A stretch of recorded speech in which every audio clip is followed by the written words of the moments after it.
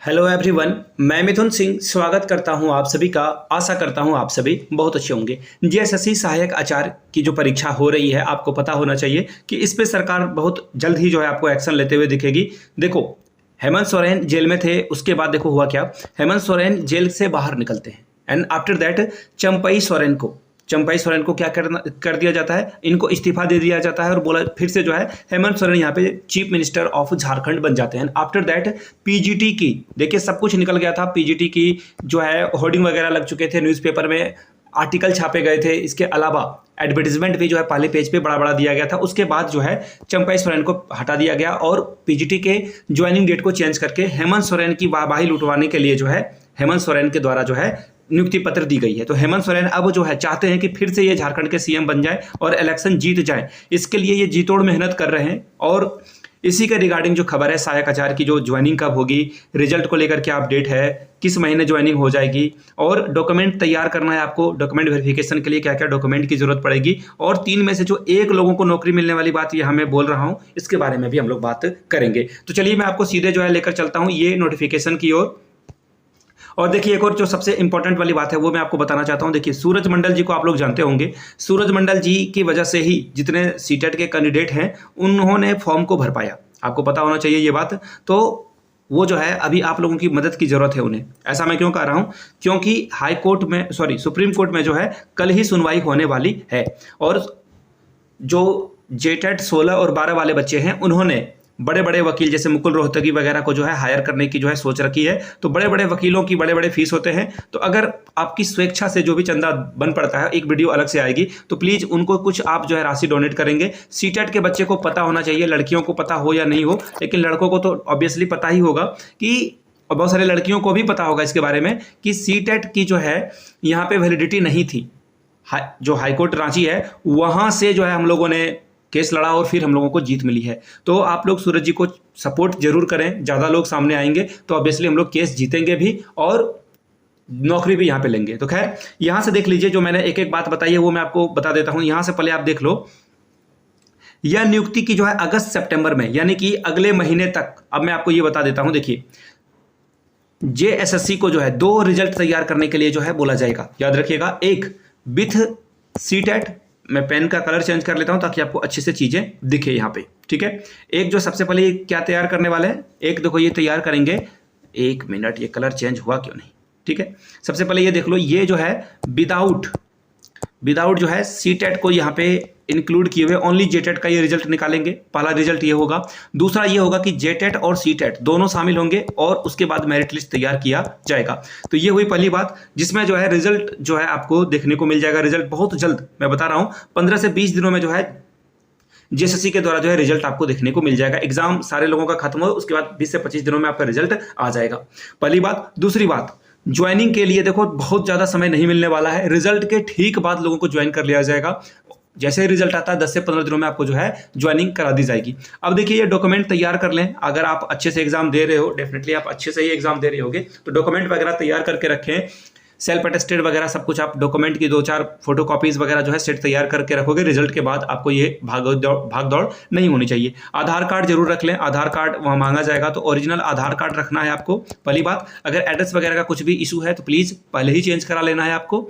दूसरी बात, जो डॉक्यूमेंट में वहाँ पे डॉक्यूमेंट वेरिफिकेशन होता है, मैं पहले भी जा चुका हूँ डॉक्यूमेंट वेरिफिकेशन में, वहाँ पे सिर्फ और सिर्फ जो आपने डेटा एंट्री की है रजिस्ट्रेशन फॉर्म में, आपके पिताजी का नाम हो, आपका नाम हो, आपकी माताजी का नाम हो, परसेंटेज हो, डेट ऑफ बर्थ हो, ये सारे चीज़ों को वहाँ पे बहुत स्ट्रिक्टली चेक किया जाता है। तो जो आपने डेटा दिया है वो डेटा मैट्रिक। और एक और बात, जो ये सारा पप्पा मम्मी या फिर आपका डेट ऑफ बर्थ है, ये सब कुछ जो है आपके 10th के मार्कशीट के अकॉर्डिंग देखा जाएगा। तो प्लीज मेक श्योर इन चीज़ों को आप ध्यान में रखोगे। अब देखिए 3 में से 1 लोगों को नौकरी मिलेगी, ऐसा मैंने क्यों लिख दिया यहाँ पे थंबनेल पे। क्या ये क्लिकबेट है? तो बिल्कुल नहीं, ये क्लिकबेट नहीं है। ऐसा मैं क्यों बोल रहा हूँ, देखो सबसे पहली बात ये है कि 3 में से 1 लोगों को नौकरी इसलिए मिलने वाली है क्योंकि अगर आप देखो यहाँ पे जो 6 to 8 के लिए, फिर से कलर चेंज करना होगा, आपको दिखेगा नहीं अच्छे से, देखो यहाँ पे 6 to 8 के लिए जो है कितने लोगों ने अप्लाई किया ये जानना बहुत जरूरी है। और 6 to 8 के लिए लगभग 15,000 यहाँ पे जो है सीट है और लगभग जो है 60,000 के आसपास जो है 55,000 के आसपास लोगों ने यहाँ पे फॉर्म भरा था। तो 4 में से 1 लोगों का रेशियो बनता है 4:1।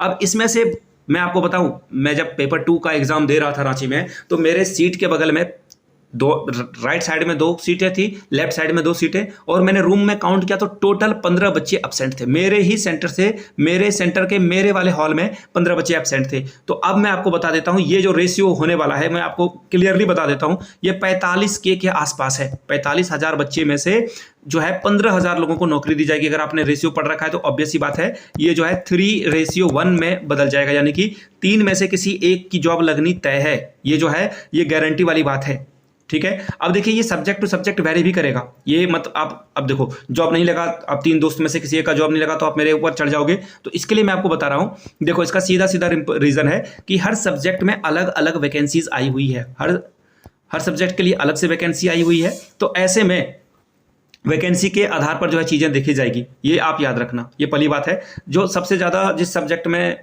देखो सबसे कम जो कंपटीशन है वो इंग्लिश वाले सब्जेक्ट में आपको देखने को मिलेगा। इंग्लिश में, संस्कृत में आपको जो है कम, लैंग्वेज टीचर में जो है संस्कृत में आपको कम जो है यहाँ पे जो है कम कंपटीशन देखने को मिलेगा। इसी तरह से अगर मैं बात करूँ पीसीएम सब्जेक्ट या फिर जेडबीसी वाले सब्जेक्ट की, तो यहाँ पे पीसीएम वाले सब्जेक्ट में ज़्यादा जो है आपको देखने को मिल जाएगा। जेडबीसी यानी कि जूलॉजी, बॉटनी, केमिस्ट्री में यहाँ पे आपको जो है थोड़ा कम देखने को मिलेगा। एसएसटी की बात करें तो सबसे ज़्यादा कंपटीशन एसएसटी और पीसीएम वाले ग्रुप में होगा। अगर एसएसटी की बात करूँ तो सबसे ज़्यादा कंपटीशन यही रहने वाला है। सबसे ज़्यादा एसएसटी में ये जो है कंपटीशन आपका रहने वाला है। अब न्यूज़ थोड़ा देख लेते हैं ताकि चीज़ों की समझ में आपको जो है बातें आ जाए।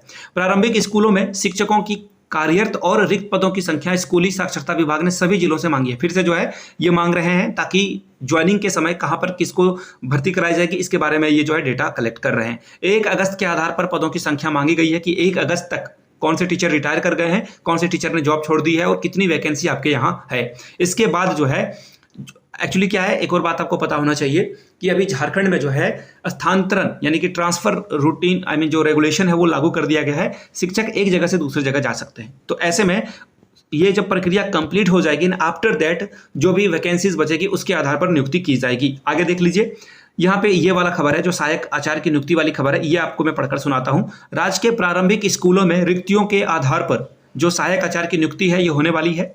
यह नियुक्ति अगस्त और सितंबर में होगा, क्योंकि अक्टूबर या नवंबर में कभी भी, आई रिपीट, कभी भी चुनाव की घोषणा हो सकती है। ऐसे में सरकार बहुत रैपिडली जो है चीज़ों को डील कर रही है। आगे देखिए, जिला और शिक्षा विभाग को पहले से ही पता रहा होगा कि किस जिले में किस विषय पर कितने पद खाली हैं, तो इससे स्कूल का आवंटन शिक्षक के पदों के अनुकूल किया जाएगा। जैसे कि एसएसटी के लिए जहां कहां पर कितने पोस्ट वैकेंट है उसके आधार पर आपकी नियुक्ति की जाएगी। अब देखिए बात ये भी आ जाता है कि आपने जो 24 जिले भरे थे वरीयता के आधार पर, उसके अकॉर्डिंग जो है अगर आपका नंबर अच्छा आता है तो आपको होम डिस्ट्रिक्ट ही मिल जाएगा। लड़कियों के लिए थोड़ी सी सहूलियत होगी, यहाँ पे लड़कियों को होम डिस्ट्रिक्ट वगैरह के लिए जो है थोड़ी सी अप्रोच ज़्यादा रखी जाएगी। तो डॉक्यूमेंट वगैरह तैयार करके रख लें आप लोग, नौकरी लगने वाली है आप लोगों की। सभी लोगों की नहीं लगेगी, ऑब्वियस सी बात है, मैं बिटर ट्रूथ बोलता हूं, लेकिन 3:1 में जो है 6 to 8 में जॉब लगने वाली है। और 1 to 5 में तो और भी खराब हालत है, वहां पे बहुत कम लोग, एक्चुअली क्या है ना, सीट भी वैकेंट यहाँ पे रह सकता है। और आपको भी पता है पारा शिक्षक वाले में जो है सीट वैकेंट तो रहेगा ही रहेगा। तो खैर